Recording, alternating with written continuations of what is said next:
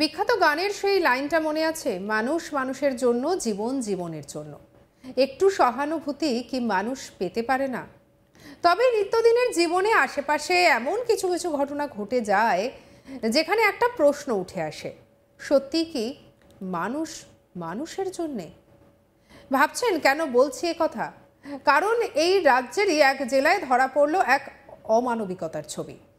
টাকা না দেওয়ায় মাঝ রাস্তায় নামিয়ে দেওয়া হলো প্রসূতি মহিলা এবং তার দুদিনের সদ্যজাত সন্তানকে। অভিযুক্ত সরকারি হাসপাতালের অ্যাম্বুলেন্স চালক। মালদার চাঁচলের ঘটনা হচ্ছে এটি। সরকারি অ্যাম্বুলেন্স চালকের বিরুদ্ধে থানায় লিখিতভাবে অভিযোগ দায়ের করেছে ওই প্রসূতির পরিবার। জানা গিয়েছে, মালদার চাঁচল থানার দেবীগঞ্জ গ্রামের বাসিন্দা মোহাম্মদ ইমরানের স্ত্রী দুদিন আগে এক কন্যা সন্তানের জন্ম দেন। সন্তান প্রসবের পর ওই মহিলা এবং শিশুকে সরকারি হাসপাতাল থেকে বাড়ি ফিরিয়ে দেওয়ার জন্য নিশ্চয়ই যান সরকারি অ্যাম্বুলেন্স ডাকা হয়েছিল। অভিযোগ যে ওই সরকারি অ্যাম্বুলেন্সের চালক তাদের কাছ থেকে প্রথমে 500 টাকা দাবি করেন। পরিবার তাকে 200 টাকা দেওয়ার কথা বলে। অভিযোগ, অর্ধেক রাস্তা নিয়ে যাওয়ার পরেই ওই অ্যাম্বুলেন্সের চালক প্রসূতি এবং তার কোলে সদ্যজাত সন্তানকে গাড়ি থেকে নামিয়ে দেন। এমনকি ওই প্রসূতির পরিবারের সঙ্গেও চরম দুর্ব্যবহার করা হয় বলে অভিযোগ। আর এই ঘটনায় চাঁচল থানায় অভিযোগ দায়ের করেছেন ওই প্রসূতির স্বামী।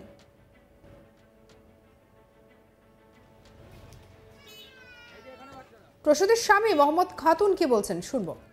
দেখেন, প্রথম দিকে তো ছুটি হলো, ছুটি হওয়ার পর কি না ওখানে অ্যাম্বুলেন্স ওখানে গেলাম, ওখানে যেয়ে করলাম, গাড়ি বের করলো, গাড়ি বের করে এবার সবাই মিলে চললাম।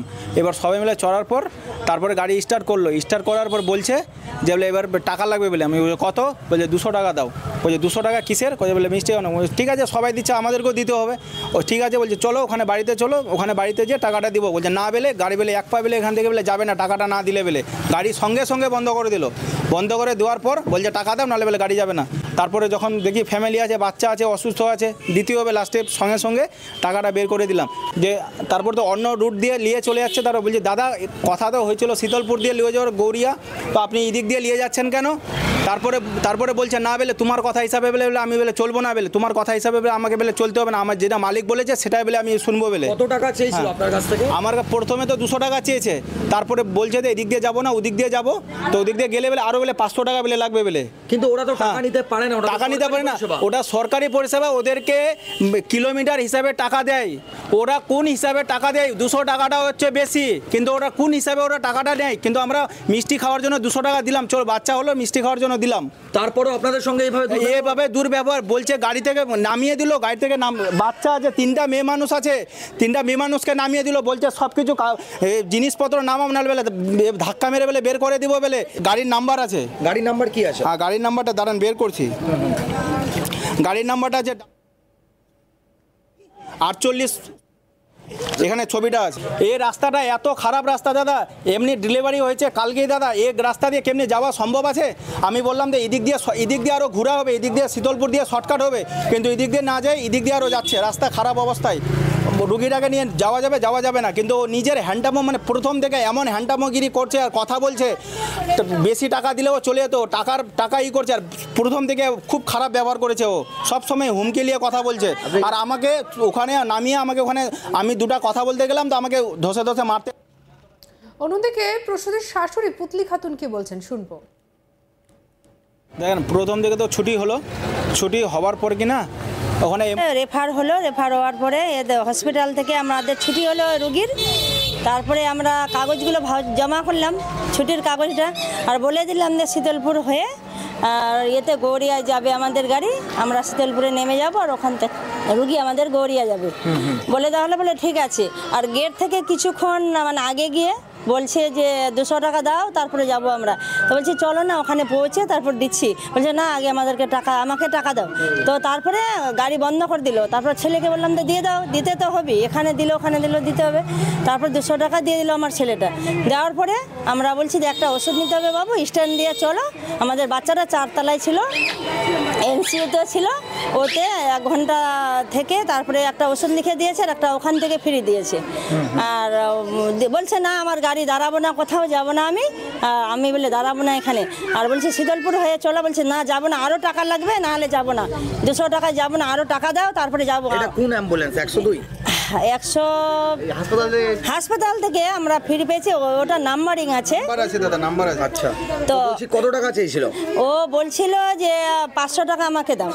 আচ্ছা, তো আপনি কি টাকা দিতে পেরেছেন? না, 200 টাকা দিয়েছিলাম শুধু। তো বলছে না, এ টাকা যাব না। ও সাথে সাথে গাড়ি অফ করে দিল থানা পাড়ায়, আর আমাদেরকে নামিয়ে দিল সবাইকে, আর বলছে না যাব না, নেমে যাও। বাচ্চাটাকে নিয়ে এইভাবে করলো আপনার? দুদিন কালকে হয়েছে মঙ্গলবারে, আর আজকে রাস্তায় নামিয়ে দিল, বলছে যে 200 টাকায় আমি যাব না। আর আমরা বলছি সরকারি তুমি আছো? তো বলে আমার গাড়ি সরকারি নাই, এমনি বলছে আমি সরকারির আওতায় আছি বলে এতে হসপিটালে। আচ্ছা, কি চাইছেন এখন আপনারা? আমরা চাইছি ওর যাতে সাজা হোক, আর আমার মতো পেশেন্টকে যাতে এইভাবে অবহেলা না করুক, এটাই চাইছি, যাতে ওর সাজা হোক। আর হ্যাঁ, এরপরে আমার মতো আরও যে আসবে যাতে ভালোভাবে সম্মান পায়, ভালোভাবে বাড়িতে পৌঁছাতে পারে। যদিও টাকা চাওয়ার অভিযোগ অন্যদিকে অস্বীকার করেছেন অ্যাম্বুলেন্সের চালক দুলাল সরকার। তার দাবি সম্পূর্ণটাই মিথ্যে, আমি কোনো টাকার দাবি করিনি। কি বলছেন অ্যাম্বুলেন্সের চালক দুলাল সরকার, শুনুন। বললো দাঁড়াতে, বললো আমি কোনো মেডিসিনের দোকানে দাঁড়াইনি। ওকে বললাম যে এদিক দিয়ে চলো, ও দূর থেকে ঘুরে যেতে চাইছিল। ওকে বললাম যে আমার তো মালিককে তো হিসাব দিতে হবে। আচ্ছা, মালিক যে টাকা পয়সার গল্প বলছে, এটা কি সম্পূর্ণ মিথ্যে? হ্যাঁ, এটা আপনি কোনো টাকা পয়সা চাননি? ভাবতে পারছেন কি অবস্থা?